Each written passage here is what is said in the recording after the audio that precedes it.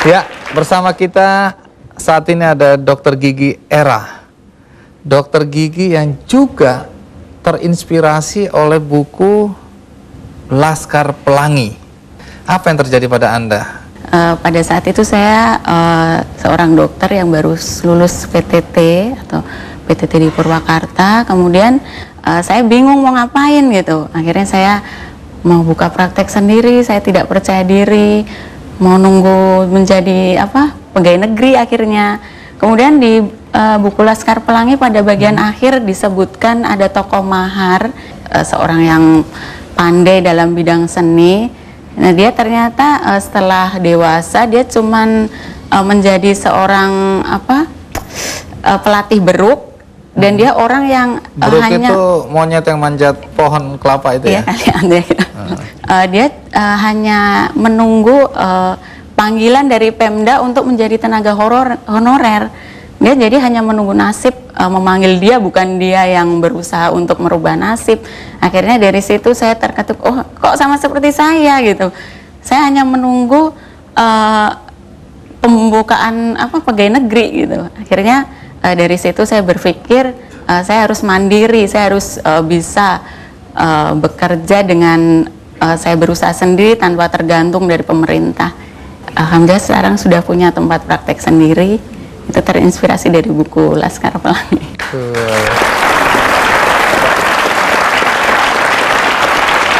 Ya, di sini juga ada seorang penulis buku yang sangat produktif, namanya Gede Prama. Terima kasih untuk hadir, Bung Gede Prama ya. Ya, dalam buku-buku Anda banyak sekali ya, Anda menawarkan pemikiran-pemikiran, terus nilai filosofinya tinggi sekali. Saya termasuk pembaca beliau.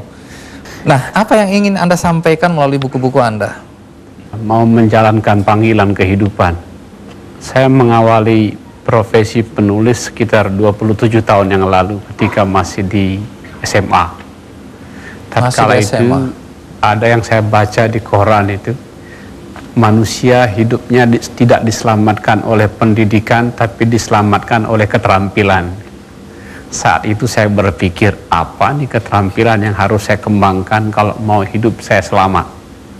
Sehingga satu-satunya pekerjaan yang tidak pernah saya lakukan tanpa terputus selama 27 tahun itu menulis. Jadi memang ini sebuah pekerjaan yang nggak pernah putus. Dan sampai hari ini teori itu betul. Yang menyelamatkan hidup saya adalah keterampilan menulis. Iya, luar biasa.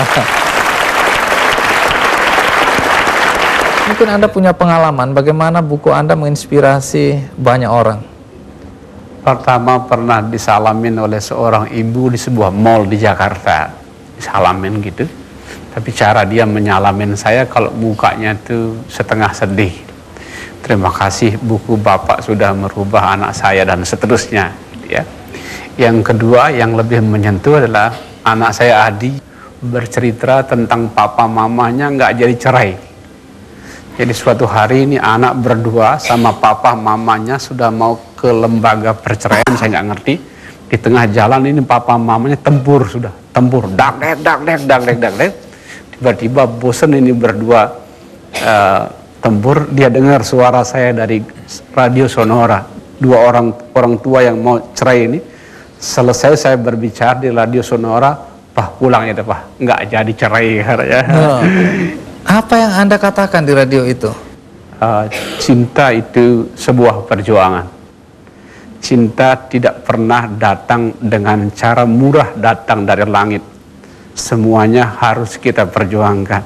Dan seringkali cinta itu baru mekar setelah kita melewati berbagai macam derita. Dan di ujung cerita itu saya mengatakan, derita bukan musuhnya cinta. Derita itu sedang membuat cinta jadi lebih dewasa. Gitu,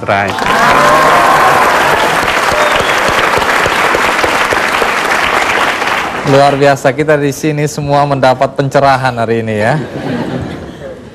Nah, di samping Anda ada seorang penulis juga, namanya Yosef Landry. Jadi saya pembaca buku beliau, tapi belum pernah ketemu orangnya. Jadi hari ini saya baru pertama ketemu beliau ini. Buku pertama yang dibaca, saya dan istri membaca itu Mimpi Anak Jadi Naga.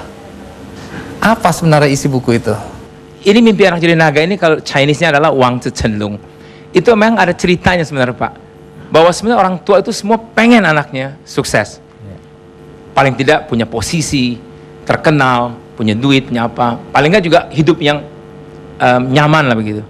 Nah, dalam hal ini saya pelajari gini. Anak itu sebenarnya semua punya bawaan Pak. Saya percaya itu bahwa ada bawaan. Memang sih betul orang bilang kita bisa ngelesin A, B, C, D. Tapi nggak semua itu bisa jadi nantinya.